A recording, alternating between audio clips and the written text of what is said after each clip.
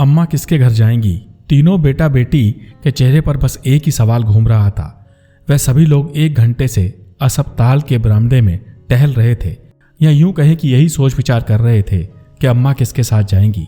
मेरे ख्याल से राजेश भैया सबसे बड़े हैं, इसलिए शायद उनका फर्ज बनता है कि वे अम्मा जी को अपने साथ घर ले जाएं। छोटी बहन नीलिमा ने बड़े भाई की ओर देखते हुए कहा। बड़े भाई ने एक पैनी नजर से अपनी पत्नी की ओर देखा और बोला, मुझे पता है ये मेरा फर्ज है कि मैं अम्मा जी को अपने साथ घर ले जाऊं, लेकिन आप सभी लोग तो जानते हो कि मैं और मेरी पत्नी दोनों नौकरी करते हैं और अम्मा जी की देखभाल करने के लिए घर में दिन भर कोई ना कोई तो होना चाहिए ना। तो अब बताओ, हमारे घर तो कोई रहता नहीं, हम दोनों तो दफ्तर चले जाते हैं, तो ये सब कैसे हो पाएगा? इसलिए मुझे नहीं लगता कि ये सब हम कर पाएंगे। लेकिन बहन नीलिमा, तुम तो सारा दिन घर पर ही रहती हो। मेरे ख्याल में तुमसे ज्यादा अम्मा जी का ख्याल और कौन रख सकता है? पैसों की चिंता तुम मत करो, जितने पैसे लगेंगे मैं देने को तैयार हूं। भाई राजेश ने पैसों का जोर देते हुए नीलिमा से कहा, भैया मेरी भी बड़ी ख्वाहिश है कि मैं अम्मा जी का खूब ख्याल रखूं, उनकी सेवा करूं, उन्हें अपने साथ रखूं, पर आप तो मेरे ससुराल वालों का स्वभाव जानते हैं ना। मुझसे यह कभी बर्दाश्त नहीं होगा कि कोई मेरे भैया और भाभी के लिए बड़ा भला कहे या मेरे मायके पक्ष के लिए कुछ कहे। मेरे ख्याल से मनोज भैया के घर में अम्मा जी ज्यादा आराम से रह सकती हैं। छोटे भाई सुरेश ने भी बहन की हाँ में हाँ मिला दी। मनोज और उसकी पत्नी ने आंखों ही आंखों में शायद कुछ इशारा किया, लगा कुछ संवाद कर रहे हों। जिस पर मनोज ने कहा, तुम सभी लोग तो जानते हो कि हमारे घर में तो अम्मा जी का दिल 1 घंटे भी नहीं लगता। वो 2 दिन 10 दिन क्या रहेंगी हमारे पास?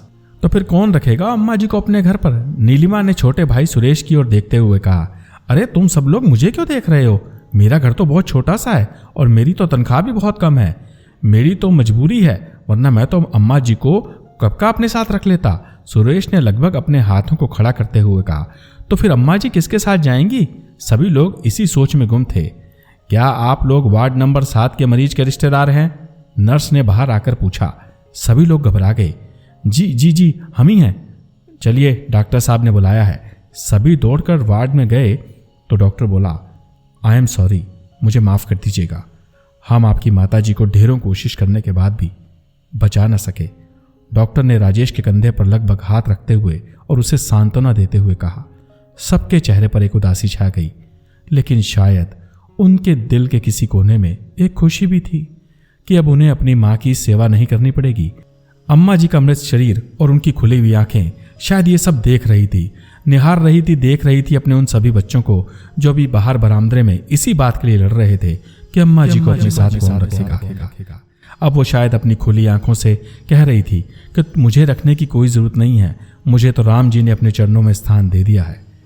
तो दोस्तों, यही है हमारे आज के समाज की कड़वी सच्चाई कि अकेले माता पिता 5-5, 10-10 बच्चों को पैदा करके संभाल सकते हैं, उनको खिला सकते हैं, पढ़ा सकते हैं, लिखा सकते हैं, बड़ा कर सकते हैं, उनकी शादियां कर सकते हैं, उनके पोते पोतियों तक को अपनी गोदी में खिला सकते हैं, परंतु माँ बाप के बूढ़ा होते ही, उनके लाचार हो जाते ही बस पूछिए मत। लोग अपनी रोजी रोटी कमाने और गृहस्थी को बचाने के चक्कर में माँ बाप को लगभग जीवन से दरकिनार कर देते हैं। तो ऐसे में माँ बाप की सेवा कौन करेगा? आजकल ये बहुत ज्यादा हो रहा है। बच्चे अपने माँ बाप की सेवा करना भूल गए हैं, संस्कार खत्म होते जा रहे हैं। ध्यान रखिएगा, बूढ़े सभी ने होना है। जो आज जवान है कल वो भी बूढ़े होंगे, लेकिन आपके आने वाले बच्चे भी आपकी सेवा तभी करेंगे जब आपने खुद अपने माँ बाप की सेवा होगी। यानी कि पोता पोती ने अपने माता पिता को दादा दादी या नाना नानी की सेवा करते देखा होगा।